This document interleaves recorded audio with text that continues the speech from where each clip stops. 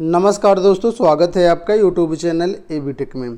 आज है 12 जून 2021 और जान लेते हैं आज की महत्वपूर्ण खबरें जो आज के प्रमुख समाचार पत्रों पर छाई हुई हैं। सबसे पहले बात कर लेते हैं हम लोग एडेड डिग्री कॉलेजों में प्राचार्य पदों पर इंटरव्यू के बारे में। आप लोग जानते हैं कि कोरोना की जो स्पीड थी वो धीरे धीरे कम हो रही है, हर जगह में अनलॉक शुरू हो गया है। ऐसे में विभिन्न परीक्षाएं जो पोस्टपोन्ड हो चुकी थी उनको फिर से रीशेड्यूल्ड किया जा रहा है।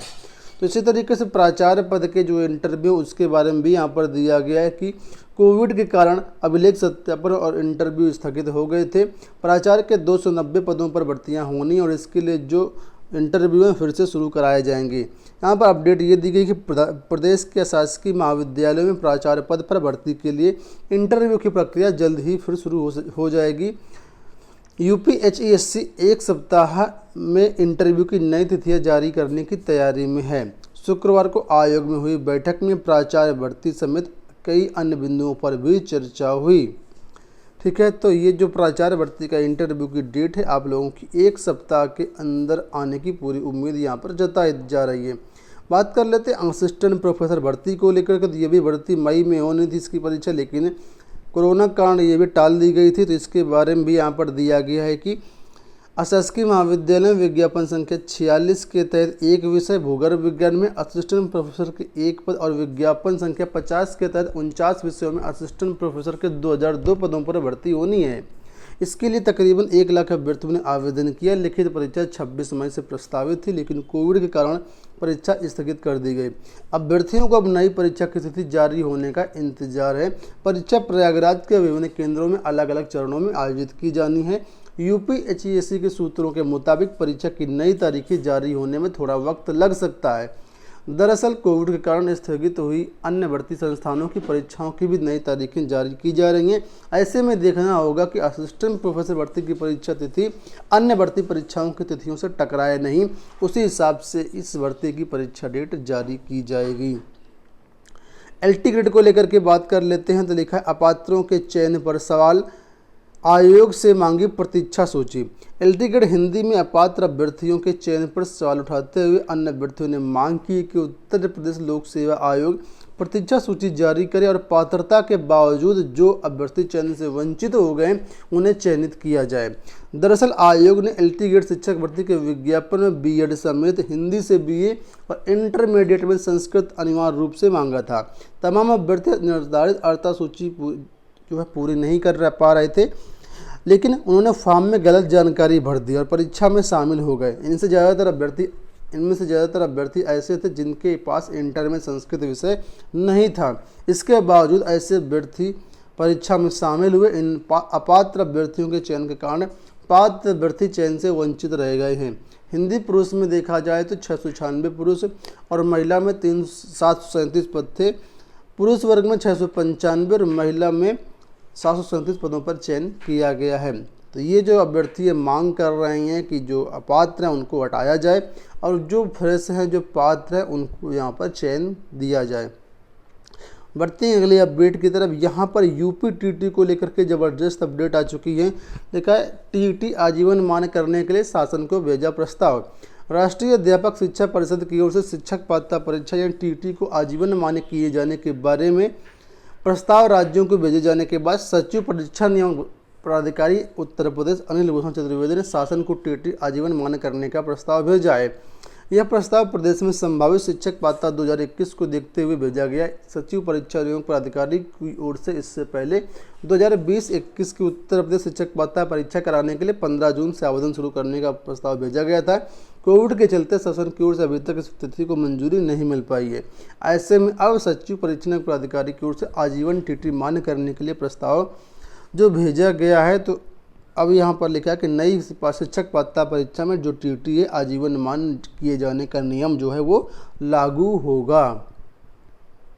बढ़ते हैं अगली अपडेट की तरफ। यहाँ पर अपडेट राज्य विश्वविद्यालय की परीक्षाओं को लेकर के। प्रोफेसर रज्जू भैया यानी राजेंद्र सिंह विश्वविद्यालय में जो स्नातक सेकेंड ईयर और स्नातक थर्ड ईयर या पीजी सेकेंड ईयर के जो छात्र हैं, इनके लिए परीक्षाएं जो हैं वो 20 जुलाई के बाद शुरू करवाई जाएंगी। देखा है कि बैठक में तय हुआ कि शासन के दिशा निर्देशों के अनुरूप 15 जुलाई के बाद परीक्षा शुरू करवा दी जाएगी और 20 अगस्त तक जो परीक्षा प्रक्रिया पूरी कर ली जाएगी और 31 अगस्त तक परिणाम भी जारी कर दिया जाएगा। आपको बता दें कि जो भी फर्स्ट ईयर के छात्र हैं, चाहे वो यूजी फर्स्ट ईयर के हो या पीजी फर्स्ट ईयर के हो, उनको प्रमोट कर दिया गया है, लेकिन सेकेंड ईयर और थर्ड ईयर की परीक्षाएं करवाई जाएंगी। उसके बारे में यहाँ पर अपडेट है। इसी तरह कानपुर यूनिवर्सिटी से अपडेट है कि कानपुर यूनिवर्सिटी में 16 जुलाई से परीक्षाएं करवाई जाएंगी, वार्षिक परीक्षाएं। ठीक है, तो जो भी अभ्यर्थी कानपुर यूनिवर्सिटी के, इलाहाबाद स्टेट यूनिवर्सिटी के छात्र हैं, उनके लिए परीक्षाएं होंगी। आपको बता दें ये सभी परीक्षाएं बहुविकल्पीय तौर पर करवाई जाएंगी। परीक्षा का जो पैटर्न है वो चेंज किया गया। साथ में जो प्रैक्टिकल परीक्षाएं वो ऑनलाइन करवाई जाएंगी। सॉरी, प्रैक्टिकल परीक्षाएं नहीं करवाई जाएंगी, सिर्फ मौखिक परीक्षाएं आपकी ऑनलाइन करवाई जाएंगी। उसी के बाद आपका रिजल्ट जो है तैयार किया जाएगा। काफ़ी दिनों के बाद राजस्थान अध्यापक परीक्षा रीट के स्थगित करने की जो ऑफिशियल नोटिस है वो जारी कर दी गई है। हालांकि सोशल मीडिया पर, ट्विटर पर बहुत सारी अपडेट आती रही, हमने भी अपने चैनल के माध्यम से दिया था, लेकिन ऑफिशियल साइट पर अभी तक कोई भी विज्ञप्ति नहीं आई थी। तो फिलहाल अब जो है ऑफिशियल वेबसाइट पर इसकी विज्ञप्ति आ चुकी है और लिखा है कि 20 जून को जो परीक्षा होने थी रीट को, उसको फिलहाल पोस्टपोन किया जाता है। परीक्षा की जो नई डेट है वो शीघ्र ही जारी कर दी जाएगी। अगली अपडेट है दोस्तों, यहाँ पर वो है आंगनवाड़ी में भर्तियों को लेकर। इस समय पूरे उत्तर प्रदेश के अंतर्गत 11 जिलों से आंगनवाड़ी भर्तियों के लिए ऑनलाइन आवेदन लिए जा रहे हैं। ठीक है, जो भी इंटरेस्टेड छात्र हैं वो लोग आवेदन कर सकते हैं। या ऑफिशियल वेबसाइट ऊपर दी गई है। तो कौन कौन से जिलों से ऑनलाइन आवेदन शुरू हैं वो आप लोग लिस्ट यहाँ पर देख सकते हैं। पूरी लिस्ट यहाँ पर दी गई है। सबसे पहले बागपत जिले से, फिर बांदा जिले से, बाराबंकी, बिजनौर, चंदौली, गाजीपुर, कानपुर नगर, मुरादाबाद, रामपुर, सहारनपुर, शामली, ये 11 ज़िले हैं जहाँ से इस समय ऑनलाइन आवेदन शुरू हो। तो अगर आप इसके लिए इंटरेस्टेड हैं तो आप लोग आवेदन कर सकते हैं। सीटीटी के बारे में यहाँ पर अपडेट दी गई है कि सीटीटी जुलाई 2020 का जो 21 का जो नोटिफिकेशन है वो अभी तक जारी नहीं किया गया और इसके लिए सीटेट की तरफ से यानी सीबीएसई की तरफ से कोई ऑफिशियल जो है नोटिस वगैरह भी नहीं दी गई है कि कब सीटेट का विज्ञापन आएगा। लेकिन यहाँ पर कुछ आंकड़े के आधार पर कहा जा रहा है कि हर साल जो सीटेट जुलाई का नोटिफिकेशन होता है वो जून माह में जारी किया जाता है। ऐसे में यहाँ पर जो है एक आशंका है कि आपका जो विज्ञापन है जून माह में आ सकता है सीटीटी के लिए। फिलहाल जो भी अपडेट होगी चैनल के माध्यम से आप लोगों को अपडेट दी जाएगी। आपका विज्ञापन पूरी उम्मीद है कि जून में आ जाएगा, लेकिन अभी तक ऑफिशियल अनाउंसमेंट नहीं किया गया है। उत्तर प्रदेश में कस्तूरबा गांधी भर्तियों को लेकर के अपडेट है कि यहाँ पर पीलीभीत जिले से कस्तूरबा गांधी भर्तियों के लिए ऑनलाइन आवेदन लिए जा रहे हैं। 28 जून तक इसमें आप लोग आवेदन कर सकते हैं। यहाँ पर देख सकते हैं पूर्णकालिक शिक्षिका में अंग्रेजी की शिक्षिका के पद हैं, विज्ञान के पद हैं, सामाजिक विषय के पद हैं, गणित के पद हैं। इसके अलावा यहाँ पर देखेंगे तो अंशकालिक में कई सारे पद हैं। तो इसके लिए ऑफिशियल वेबसाइट नीचे दी गई पीलीभीत.nic.in। यहाँ पर जाकर के आप लोग इसका आवेदन डाउनलोड कर सकते हैं और अपनी आवेदन प्रक्रिया कंप्लीट कर सकते हैं। अगली जो अपडेट है वो सोनभद्र ज़िले को लेकर के। सोनभद्र ज़िले में भी कस्तूरबा गांधी के लिए ऑनलाइन आवेदन लिए जा रहे हैं। यहाँ पर आप लोग देख सकते हैं कौन कौन से पद हैं। पूर्णकालिक शिक्षिका में अंग्रेजी, सामाजिक विषय, गणित, विज्ञान के पद हैं। और यहाँ पर आवेदन करने की जो अंतिम डेट है वो यहाँ पर इस तरीके से दी गई है। 23 जून को यहाँ पर बताया कि काउंसलिंग है। ठीक है, तो काउंसलिंग के पहले आप लोग इसमें आवेदन फॉर्म प्रक्रिया कंप्लीट कर सकते हैं। ठीक है, तो यहाँ पर देखिए लिखा है सारी चीज़ें कि चपरासी मुख्य रसोइया, इसके लिए जो साक्षात्कार है 24 जून को करवाया जाएगा। बाकी डिटेल्स आपको मिल जाएंगे ऑफिशियल वेबसाइट पर या फिर संबंधित जिले के बीएसए कार्यालय पर। आप लोग यहाँ से अपना इंक्वायरी ले सकते हैं क्या कैसे होना है। अगली अपडेट है यूपी बोर्ड के छात्रों को लेकर के। यूपी बोर्ड ने के जो छात्र हैं 10वीं और 12वीं के, अगर उनके नाम में, पिता के नाम में कोई त्रुटि है हिंदी या अंग्रेजी में, तो अपना त्रुटि संशोधन करवा सकते हैं। इसके लिए यूपी बोर्ड जो 2 दिन वेबसाइट खोलेगा 14 जून और 15 जून को। तो जिसके भी हाई स्कूल और इंटर के नाम में या पिता के नाम में या माता के नाम में हिंदी और अंग्रेजी में त्रुटि है तो वो लोग अपने स्कूल से संपर्क करके इसको सही करवा सकते हैं। अंतिम मौका ये दिया गया है अगर किसी के नाम में त्रुटि है।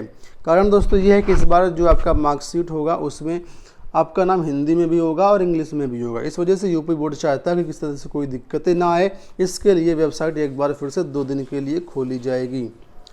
पीसीएस को लेकर के बड़ी अपडेट आ रही है। लिखा है कि पीसीएस 2020 का रिकॉर्ड तोड़ने की चुनौती। कोरोना संक्रमण के नियंत्रित होते उत्तर प्रदेश लोक सेवा आयोग ने संशोधित परीक्षा कैलेंडर जारी कर दिया है। परीक्षा का दौर 25 जुलाई से शुरू होना है। हर किसी की नज़र 24 अक्टूबर को प्रस्तावित पीसीएस 2021 की प्रारंभिक परीक्षा पर है। आयोग ही नहीं, प्रदेश की भी सबसे बड़ी परीक्षा है। मौजूदा अध्यक्ष संजय श्रीनेत के समय इस परीक्षा को कम से कम समय में पूरा करवाकर रिजल्ट जारी करने की चुनौती है। पीसीएस 2021 की जो परीक्षा है वो सबसे बड़ी परीक्षा होनी, 24 अक्टूबर को परीक्षा होनी है। ऐसे में सबकी नज़र इसी परीक्षा को लेकर के है और पीसीएस को सबसे कम समय में करवाना एक बड़ी चुनौती रहेगी। कारण यह कि पीसीएस 2020 आपने देखा था कुछ इसी तरह की स्थितियाँ 2020 में भी थी, लेकिन प्रभात कुमार ने बहुत जल्दी इस परीक्षा को करवा करके एक रिकॉर्ड बनाया था। अब उस रिकॉर्ड को ये मौजूदा जो अध्यक्ष तोड़ पाएंगे या नहीं करा पाएंगे, समय से परीक्षा करवा पाएंगे या नहीं करवा पाएंगे, समय से रिजल्ट दे पाएंगे या नहीं दे पाएंगे, ये सबसे बड़ी यहाँ पर एक चुनौती है इनके लिए। बढ़ते हैं अगली अपडेट की तरफ। यूपी SSS पीईटी को लेकर के बड़ी अपडेट आई है कि प्रारंभिक अर्हता परीक्षा के लिए 9.2 लाख ने कराया रजिस्ट्रेशन। यानी अब तक जो है करीब 9,20,000 छात्रों ने अपना रजिस्ट्रेशन करवा लिया है। आपको बता दें समूह ग की भर्तियों के लिए इस समय रजिस्ट्रेशन चालू है, तो जो भी इंटरेस्टेड छात्र हैं अपना रजिस्ट्रेशन करवा सकते हैं। गवर्नमेंट जॉब सेंटर या फिर ऑफिशियल वेबसाइट के माध्यम से आप लोग इसमें रजिस्ट्रेशन कर सकते हैं। ठीक है, तो अब तक 9,20,202 अभ्यर्थियों ने रजिस्ट्रेशन करवा लिया है। उसमें से 4,078 अभ्यर्थियों ने अपना आवेदन शुल्क भी जमा कर दिया है। ठीक है, तो अगर आप समूह की किसी भी भर्ती प्रक्रिया में शामिल होना चाहते हैं तो आपको पीटी परीक्षा को क्वालिफाई करना होगा। वहीं पर आयोग के अध्यक्ष ने कहा है कि पीटी की तैयारियों के साथ साथ पुरानी भर्तियों का भी जो रिजल्ट प्रक्रिया है, जो पेंडिंग भर्तियां पड़ी हैं उनको भी पूरा करना है। और लेकिन उन्होंने कहा है कि उम्मीद है कि जून से अगस्त तक पुरानी भर्तियों से जुड़े 6,000 पदों के अंतिम चरण परिणाम घोषित किए जाएंगे। तो जो भी पुराने अभ्यर्थी हैं, जो लोग पिछली यूपी SSS की परीक्षा में शामिल हुए, उनके लिए भी अपडेट है कि अब यूपी SSS पुरानी जो बैकलॉग भर्ती है उनको भी जल्द से जल्द कंप्लीट करना चाहता है। तो दोस्तों ये हो गई आज की सारी अपडेट। आशा करते हैं वीडियो पसंद आया होगा। इस वीडियो में इतना ही, धन्यवाद।